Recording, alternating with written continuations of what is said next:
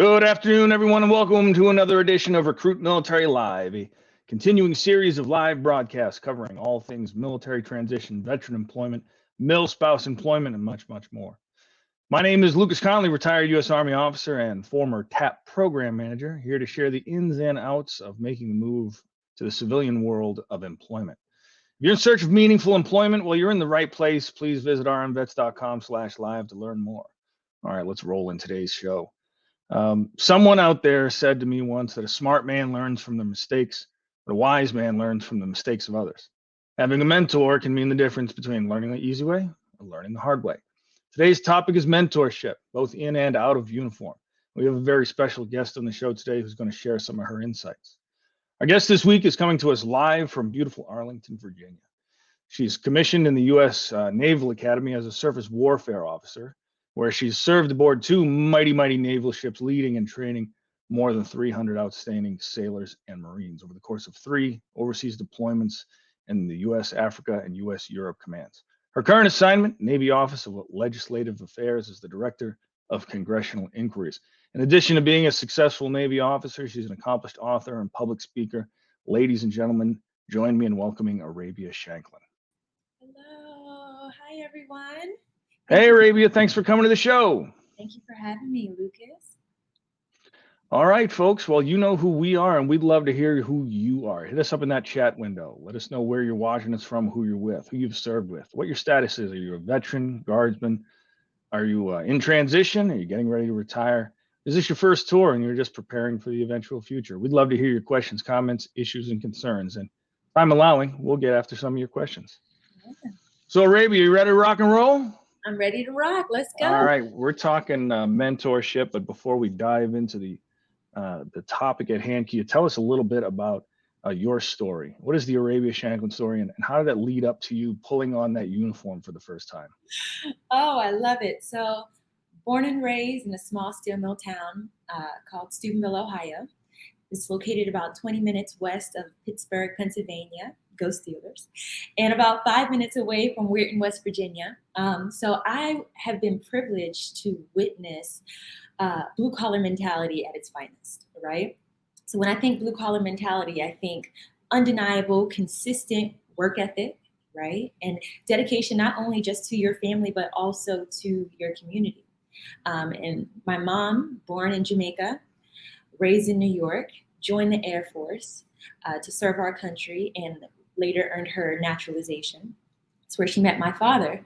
So for many of my influences and behaviors, I'd like to say it was molded out of pure observation, right? I've been able to watch parents, family members, friends serve our community and build a village. So though I was surrounded by public servants, my grandfather, he was one of the first Black fire chiefs in Ohio. To be honest with you, Lucas, I did not intend on serving. I didn't know in my junior year of high school that I was going to serve. 16-year-old me really just wanted to continue playing basketball, running track, and chasing the boys. So, look out now. So junior year, that's when you start receiving some letters from colleges, and they had interest in me for basketball and track. I received a letter to Georgetown. So I did my official visit down there in Washington, D.C., right across the Potomac here. And my dad, he picked me up after an official visit. So the official visit is Friday, Saturday, Sunday. He picked me up on that Sunday. And he saw me tired and haggard from partying all week. Haggard is a strong word. You've got to go all out on a Friday night to be haggard on Saturday. It was a great time. I fell in love. But ultimately, my dad knew what I needed. So right away, he said, I'm taking you to the little boat school on the water. And we drove 30 minutes north to Annapolis, Maryland. I didn't even know what Annapolis, Maryland was. And my dad, he passed away recently, but he was just very diligent on ensuring that Arabia was being set up for success. So we walked around the campus, just me and my dad, and it had to be the universe or God working because we ended up meeting the track coach And my dad, he was like, you're missing out on a great athlete out of Steubenville, Ohio. And he always had my stats at the ready. So he showed her the stats. And I think 2 or 3 weeks later, I got a letter to come and do my last official visit at the Naval Academy. So I did my visit, and I fell in love with the campus. I fell in love with the structure, which is what I needed, right, at that time. And a few months later, I signed and went through the process, the nomination process for the Naval Academy. So that's pretty much my journey to Annapolis, Maryland, and where I first put on the uniform, Lucas. See, I couldn't do that. I love spaghetti sauce. I like my pasta with my red sauce entirely too much to wear a white uniform. I couldn't do it. I had to join the Army with the combat fatigues to cover up the fact that I'm an absolute slob when I eat. So I've got to give you credit for that. Thank you. I appreciate it. All right, so let's talk a little bit about your military career. During our last conversation, you said that you faced a lot of challenges over the course of your years in the service. What kind of challenges have you faced? Maybe you give an example and how you have overcome them over the years. Absolutely. So I commissioned in 2013 as a surface warfare officer. And for those who don't know what that is, that means that you're going to serve aboard a warship and be a naval professional, and either drive the ship, and you'll have different responsibilities that encompasses that. And my first duty station was Jacksonville, Florida. I was assigned to the USS Simpson, a frigate. And being the due diligent midshipman that I was, you think I do my homework and research on what a frigate is and what I'll be looking forward towards, right? And no, I didn't. So I had no clue that a frigate was an all-male crew. And nor was I aware that because of the small crew size of a frigate, you as a division officer would have multiple hats that you'd wear. Mm-hmm. So being one, I guess I was raised one of 2 girls with 2 brothers, and I just didn't think that it would be a big deal to be serving on an all-male crew. Because I played with boys played with boys, that's terrible. Played with boys in my backyard. You mean like little wrestling, little tussling, little rolling around in the dirt? I'm pretty sure that's what you were talking about. My entire youth. So I check on board, and I'm assigned as the first lieutenant. So being the first lieutenant on the ship, you're pretty much in charge of the aesthetics of the ship. The gray hull, you're making sure it's being painted. You're making sure the P-ways are all clear. You're in charge of the paint. You're in charge of the entire ship's appearance. So you're also responsible for the bosun mates. Bosun mates are some of the, what they say, the most bratty, salty sailors that are out there in the Navy. But one thing about them, right, is that it's more of a blue collar type of career in the Navy. And I was very happy. I was like, well, I know blue collar because I'm from Steubenville, Ohio. But that also put me in a predicament where I had the challenge of figuring out how to actually lead these men, right? Because I wanted to be one of the homies, but I couldn't be one of the homies. Right. They have to respect me. They have to trust me. So my challenge, that can sometimes be a tough line between being available and being personable, but also maintaining professionalism. And some people have a hard time walking that line. Absolutely. And I did, Lucas. So I had to experiment with quite a few leadership styles. And it wasn't until I would say maybe a year on board that I finally came to the epitome that I need to just be authentically myself, right? I need to be authentically myself and not try to overdo it in any way. And by being myself, inherently, I take care of people. And so if I'm able to set my sailors up for success, right, and also ensure that they're proud of me as a division officer, I got to make sure I'm not embarrassing them by not getting my Qualifications on time, right? Because they want to brag on having the best div on the ship too.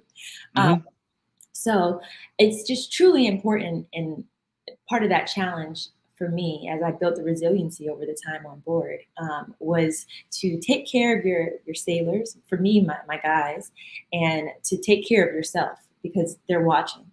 And thanks for that question, because it had me do a flashback. Yeah, a little bit of reflection there. I think we took a walk down memory lane.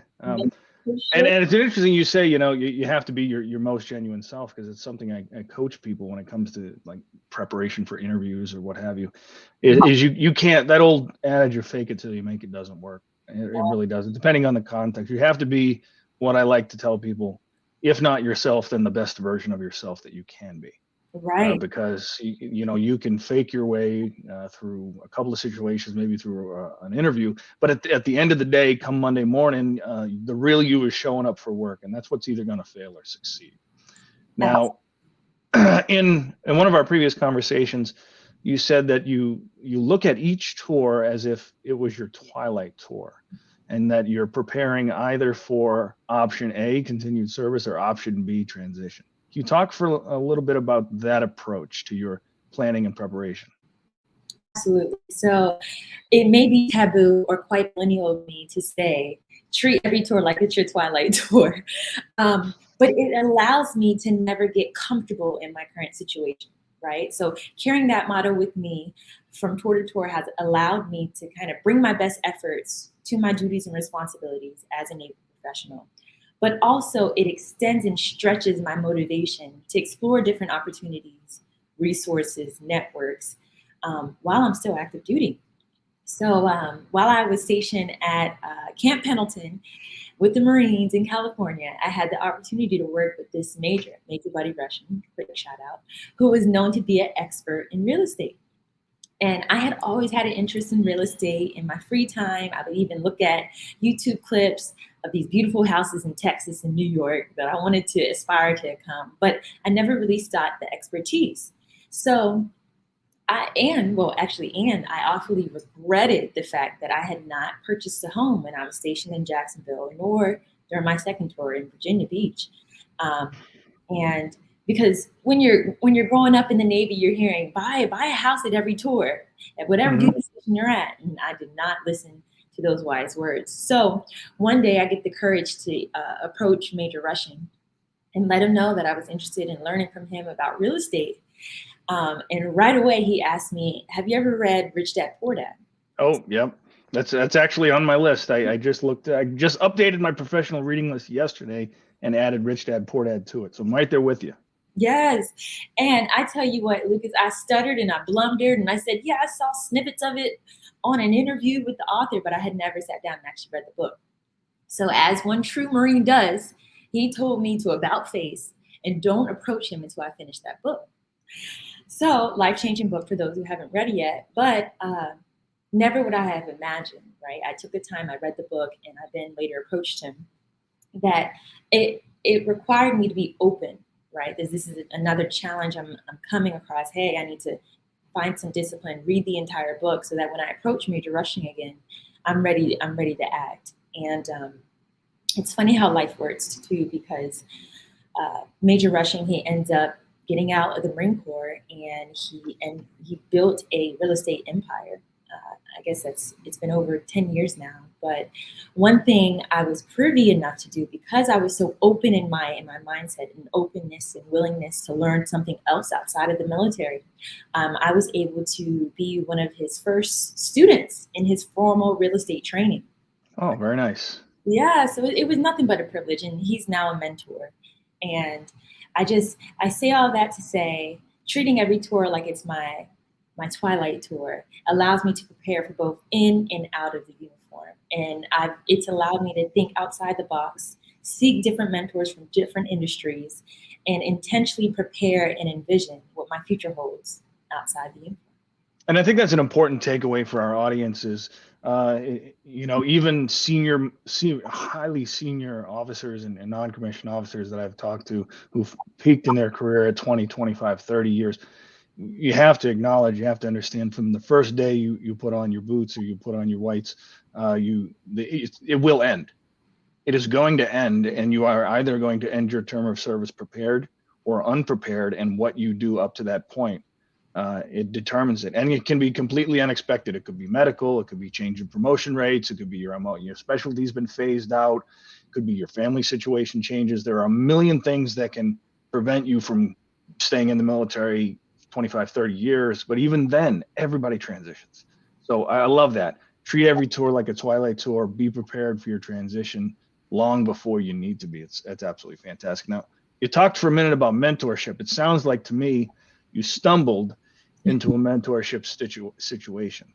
I did. And I think that there are many of us, and I know when I was on active duty and somebody said, well, talk to your mentor. I'm like, wait a minute, I went to CIF, they gave me boots, they gave me a half shelter, they gave me a coat, I got the trigger finger gloves, I got the poncho liner, they didn't give me a mentor.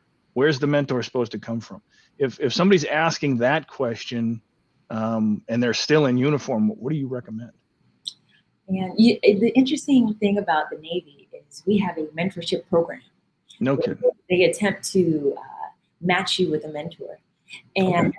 I would say that it's not the most effective program, right? So as a service member on active duty, I believe having a mentor and being a mentor is absolutely important, right? Humbly, I know I don't have all the answers to the Navy quiz or all the pawns to the game of life.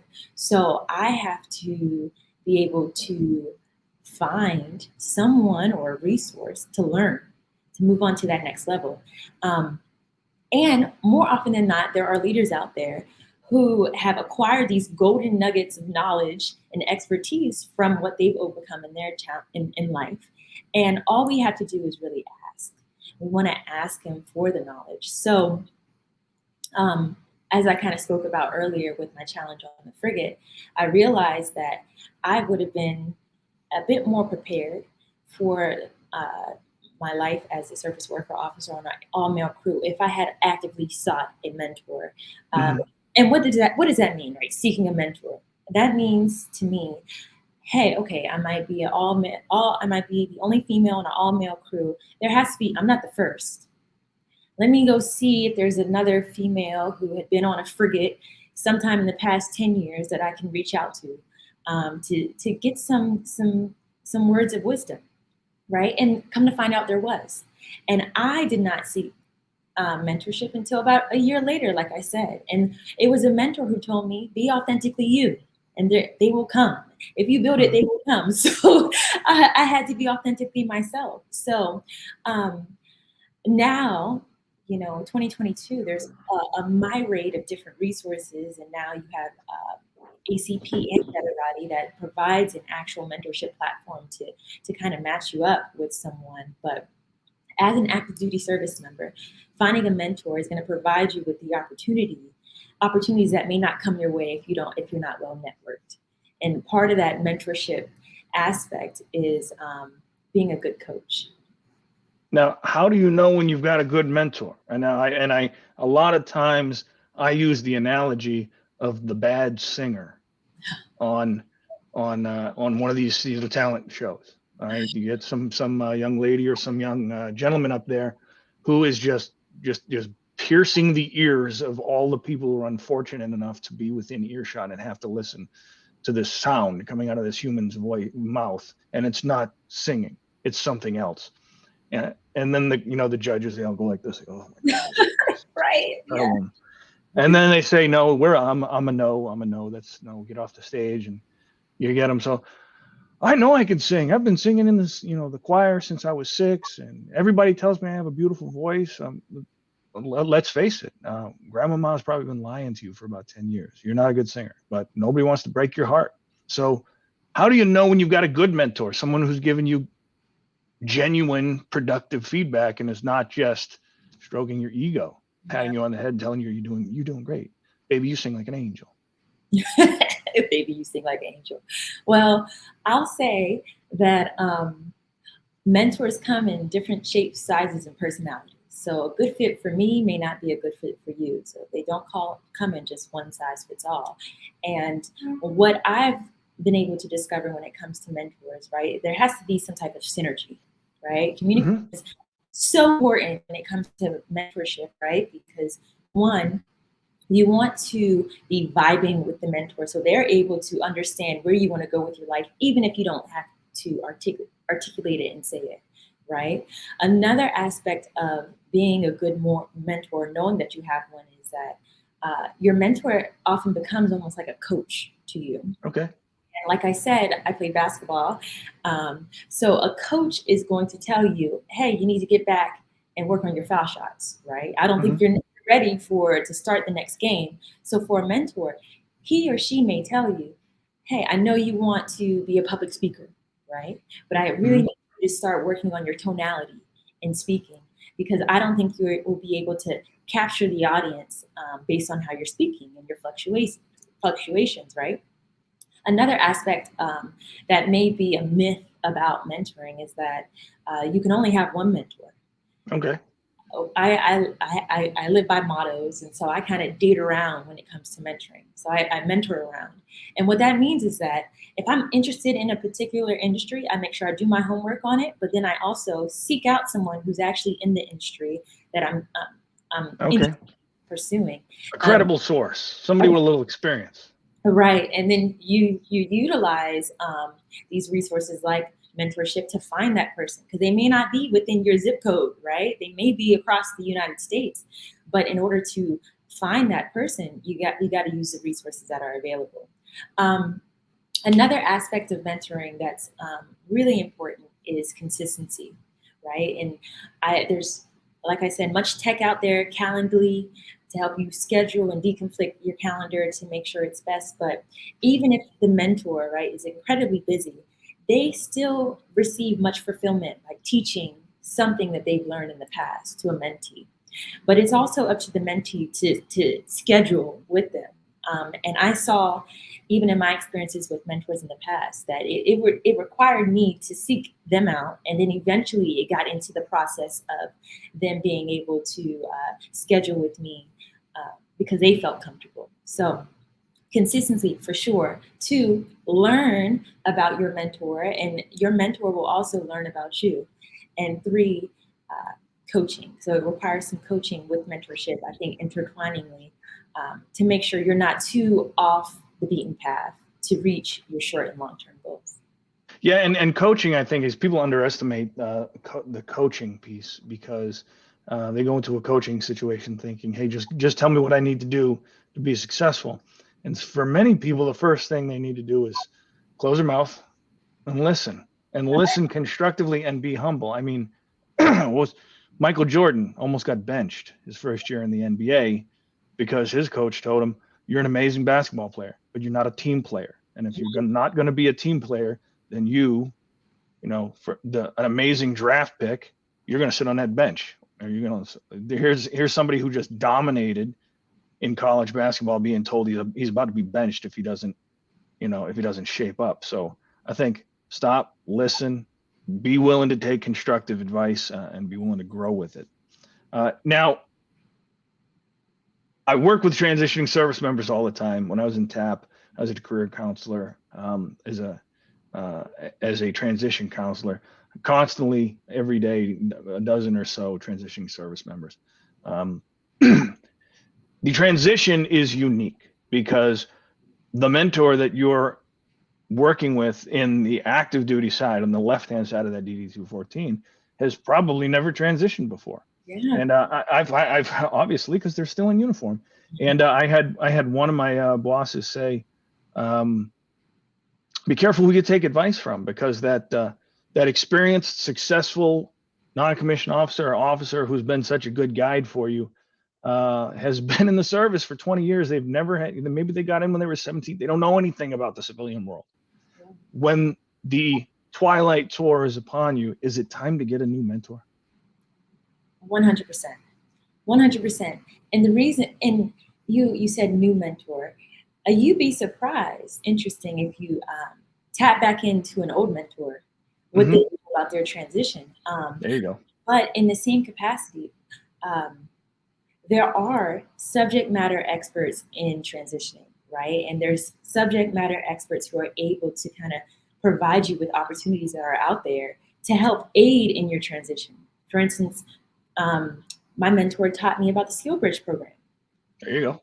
I initially thought, and for those who don't know, well, I won't take your thunder there, but I initially thought the Skill Bridge program was only for enlisted sailors, and it's not.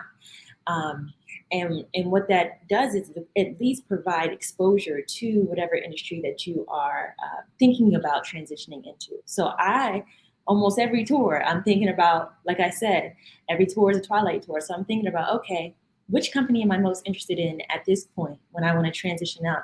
That I want to make sure it has a skill bridge program so that I can ease my transition into that company. And another aspect of a value of how a mentor could be of value to a transitioning active duty member is connecting you with a person. And so when that seems like very, of course, networking, right? That's what the word we're looking for. Networking. So networking, right? So with that, you're able to tap into the network of a mentor who can then advocate for you and possibly even sponsor you to become a member of their own company that they work or have or founded. So, you know, they used to say it's who you know. They still say that. Of course. That age-old tale, that is the truth to this day.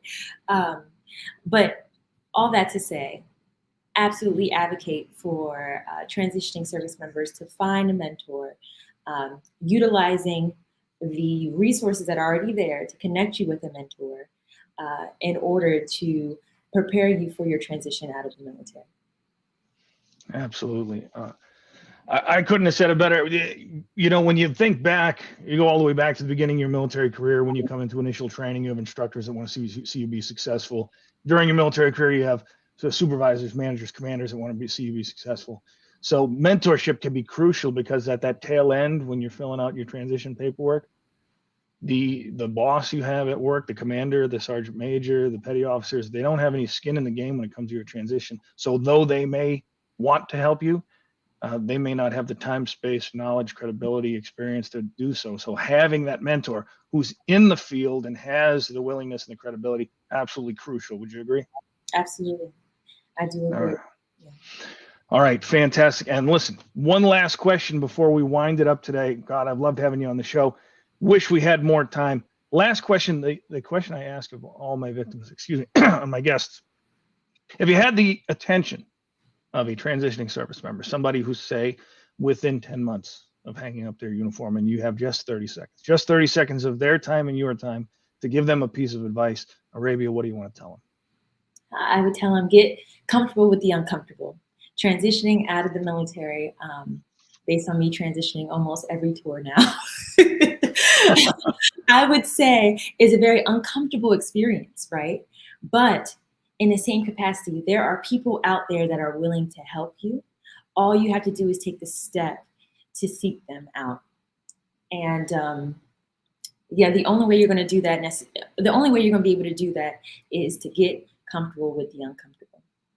Right. Absolutely. And you have to ask questions. You have to ask 1,000 questions, 1,000,000 questions, because there's no manual for this. There's no SOP. You know, there's no reg that's going to help you through it. Arabia, before we go, can you tell us a little bit about what you've been doing with the Naval Academy Minority Association, and of course, the great and wonderful folks over at Veterati?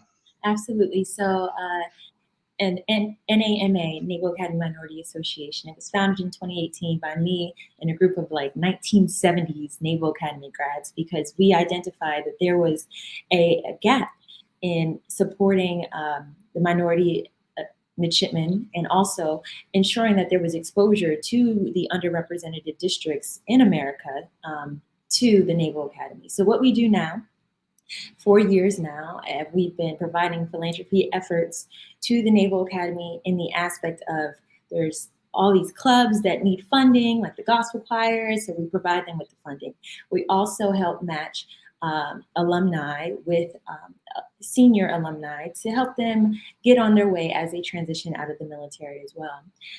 And last but not least, we volunteer in our community. So, woo-hoo, I can't boast more about Naval Academy Minority Association. So if you have any prospective midshipmen who are interested in going to the Naval Academy, please look us up, nama.org. And Veterati, as I tried to hone in multiple times throughout this interview, is a phenomenal platform to utilize and they use this really cool mentoring algorithm to properly help you with a mentor in an industry or in a field of your desire. So Veterati, thank you, Daniel, for this opportunity. Is a wonderful platform to utilize to find a mentor. Awesome. Thanks so very much. Sounds great. So, folks out there that are still listening, the value of a mentor. You know what the good relationships are and the bad relationships are with mentor. And now you know how to find a mentor. And if you're looking for a job and you haven't already done so, do yourself a solid and head on over to www.recruitmilitary.com. There, you will find 400,000 plus job opportunities for more than 16,000 employers around the world and around the corner. Recruit Military is on a mission to help veterans, transitioning service members, and mil spouses find meaningful employment. Arabia, on behalf of Recruit Military and our audience, thank you so very much for spending time with us today. Thank you. Goodbye, everyone. All right. And thanks again, Arabia, for being here. And for the folks out there in internet land, be sure to tune in next week when we host resume writer Kara Varner. She's going to be talking to us about that challenge of translating your military experience into a civilian resume. I don't think you're going to want to miss that one. Until then, this has been Lucas Connolly for Recruit Military Live. See you next week. Good luck and Godspeed.